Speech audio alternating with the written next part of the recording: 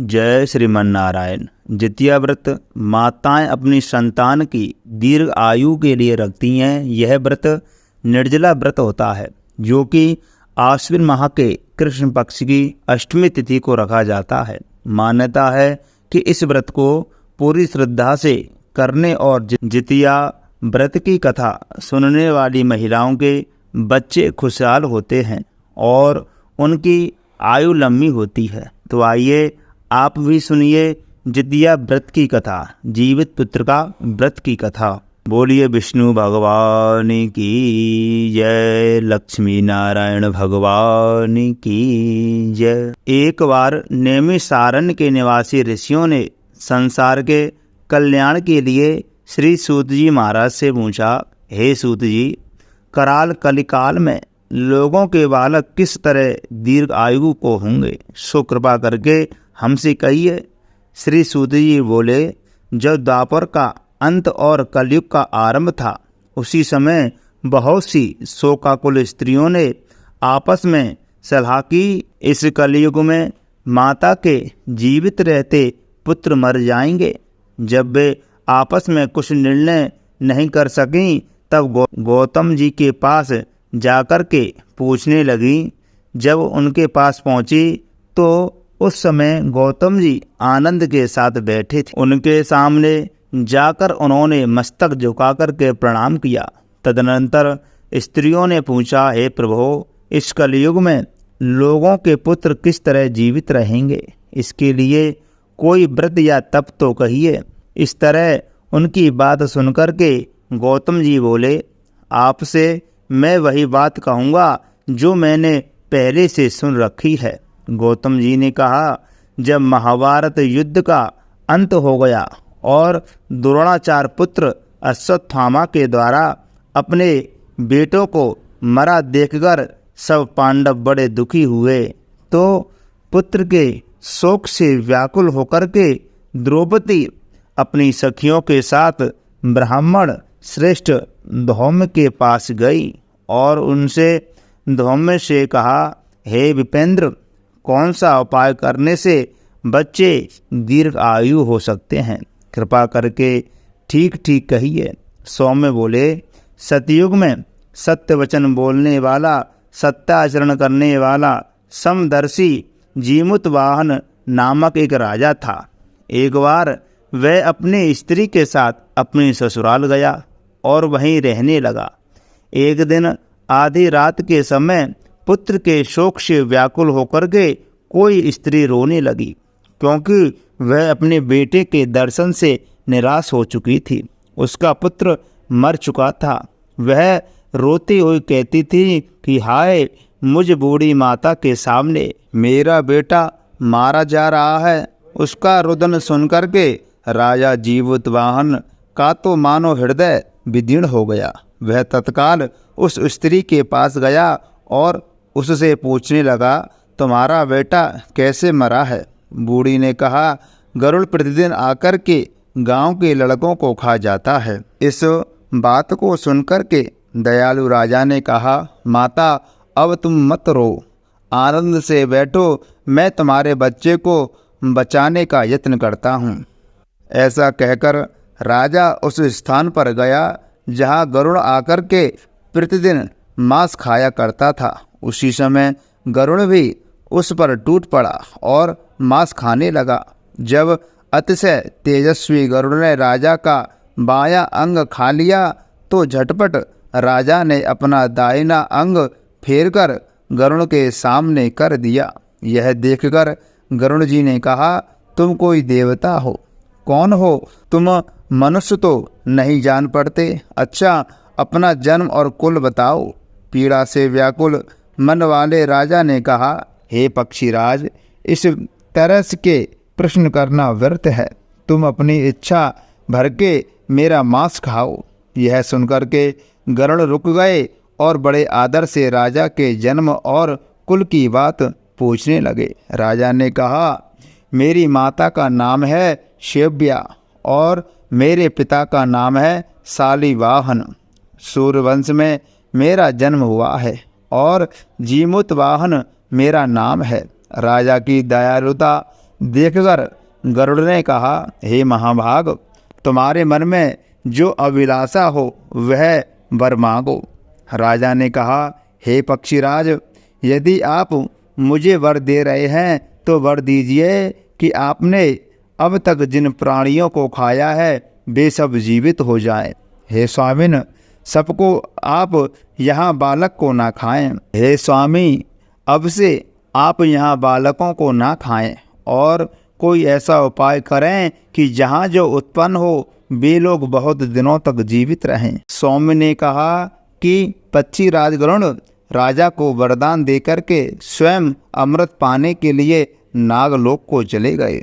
वहाँ से अमृत लाकर के उन्होंने उन मरे मनुष्यों की हड्डियों पर बरसाया। ऐसा करने से सब लोग जीवित हो गए जिनको कि पहले गरुड़ ने खाया था। राजा के त्याग और गरुड़ की कृपा से वहाँ के लोगों का सारा कष्ट दूर हो गया। उस समय राजा के शरीर की शोभा दूनी हो गई थी। राजा की दयालुता देख करके गरुड़ ने फिर कहा, मैं संसार के कल्याण के लिए एक और वरदान दूंगा। आज आश्विन कृष्ण सप्तमी से रहित शुभ अष्टमी तिथि है। आज ही तुमने यहाँ की प्रजा को जीवन दान दिया है।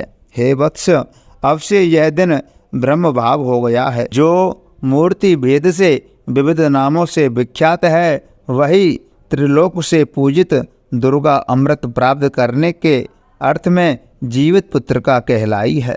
सो इस तिथि को जो स्त्रियां उस जीवित पुत्र का की और कुश की आकृति बना करके तुम्हारी पूजा करेंगी तो दिनों दिनों उनका सौभाग्य बढ़ेगा और वंश की भी वृद्धि होती रहेगी। हे महाभाग, इस विषय में विचार करने की भी आवश्यकता नहीं है। हे राजन, सप्तमी से रहित और उदया तिथि की अष्टमी को व्रत करें, यानी कि सप्तमी विरुद्ध अष्टमी जिस दिन हो उस दिन व्रत ना करके शुद्ध अष्टमी को व्रत करें और नवमी में पारण करें। यदि इस पर ध्यान ना दिया गया तो फल नष्ट ही हो जाएगा और सौभाग्य तो अवश्य नष्ट हो जाएगा। जीवित वाहन को इस तरह का वरदान देकर के गरुड़ वैकुंठ धाम को चले गए और राजा भी अपनी प्रजा के साथ अपने नगर को वापस चले गए। धौम्य द्रौपदी से कहते हैं, हे देवी, मैंने यह अतिशय दुर्लभ व्रत तुमको बताया है। इस व्रत को करने से बच्चे दीर्घायु होते हैं। हे देवी, तुम भी पूर्वोक्त विधि से यह व्रत और दुर्गा जी की पूजा करो तो तुम्हें अभिलाषित फल प्राप्त होगा।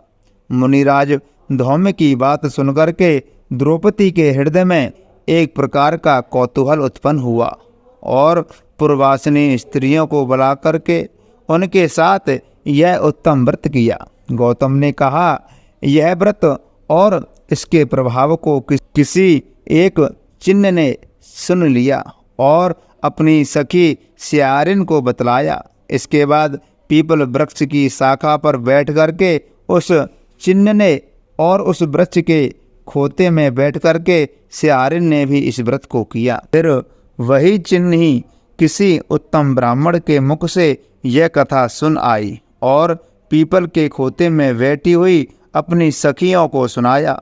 सियारिन ने आदि कथा सुनी थी कि उसे भूख लग गई और उसी समय सबसे भरे हुए शमशान में पहुंची। वहाँ उसने इच्छा भर के मांस का भोजन किया और चिन्नी बिना कुछ खाए पिए रह गई और सवेरा हो गया। सवेरे वह गौशाले में गई और वहाँ गौ का दूध पिया। इस तरह नौमी को उसने पारण किया। कुछ दिनों बाद वे दोनों मर गई और अयोध्या में किसी धनी व्यापारी के घर में जन्म ली। संयोग से उन दोनों का जन्म एक ही घर में हुआ, जिससे सियारिन ज्येष्ठ हुई और चिन्नी छोटी। वे दोनों सभी शुभ लक्षणों से युक्त थीं, इसलिए बड़ी लड़की काशी राज के और छोटी उसके मंत्री के साथ और अग्नि के 7 फेरे लेकर के विधि पूर्वक ब्याही गईं। पूर्व जन्म के फल से वह मृगनयनी रानी हुई, जिस किसी भी संतान को उत्पन्न करती वह मर जाती थी और पूर्व जन्म की बातों को स्मरण करने वाली मंत्री की पत्नी अष्ट वशियों के सदृश तेजस्वी 8 बेटे उत्पन्न किए और सभी जीवित रह गए। अपनी बहन के पुत्रों को जीवित देख करके ईर्ष्यावश राजपत्नी ने अपने स्वामी से कहा कि यदि तुम मुझे जीवित देखना चाहते हो तो इस मंत्री के भी पुत्रों को उसी जगह भेज दो जहाँ मेरे बेटे गए हैं, अर्थात इन्हें मार डालो। यह सुनकर राजा ने उस मंत्री के पुत्रों को मारने के लिए कई प्रकार के उद्योग किए, यानी कि कई सारे प्रयत्न किए, पर मंत्री पत्नी ने जीवित पुत्र के पुण्य बल से बचा लिया। एक दिन राजा ने अपने आदमियों से उन पुत्रों का सिर कटवाकर पिटारी में रखवाया और वह पिटारी उनकी माता मंत्री पत्नी के पास भेज दिया, किंतु वे 8 सिर बेशकीमती जवाहरात हो गए और भोले भाले वे 8 लड़के अपनी माता के पास वापस चले गए। उनको जीवित देख करके राजपत्नी को बड़ा विस्मय हुआ। अंत में वह मंत्री की पत्नी के पास आई और उसने पूछा, बहन, तुमने कौन सा ऐसा पुण्य किया है जिससे बार बार मारे जाने पर भी तुम्हारे बेटे नहीं मरते? इस पर मंत्री की पत्नी ने कहा, पूर्व जन्म में मैं चिन्ह थी और तुम सियारिन, दोनों ने व्रत किया था। तुमने व्रत के नियमों का भली भांति पालन नहीं किया था और मैंने किया था। इसी दोष से हे बहन, तुम्हारे बेटे नहीं जीते हैं और राजरानी, अब भी तुम उस जीवित पुत्र का व्रत को करो तो तुम्हारे बेटे दीर्घ आयु होंगे। मैं तुमसे सच सच कह रही हूँ। उसके कथानुसार रानी ने व्रत किया, तभी से उसके कई बेटे सुंदर और दीर्घायु होकर के बड़े बड़े राजा हुए। श्री सूत जी कहते हैं कि सब प्रकार का आनंद देने वाला मैंने यह दिव्य व्रत बतलाया है। स्त्रियां चिरंजीवी संतान चाहती हों तो विधि पूर्वक यह व्रत करें। बोलिए भक्तवत्सल भगवान की जय। सभी माताएं बहनें इस व्रत को पूरे श्रद्धा भाव से करें और अपने पुत्रों को दीर्घजीवी एवं सुख समृद्धि संपन्न करें।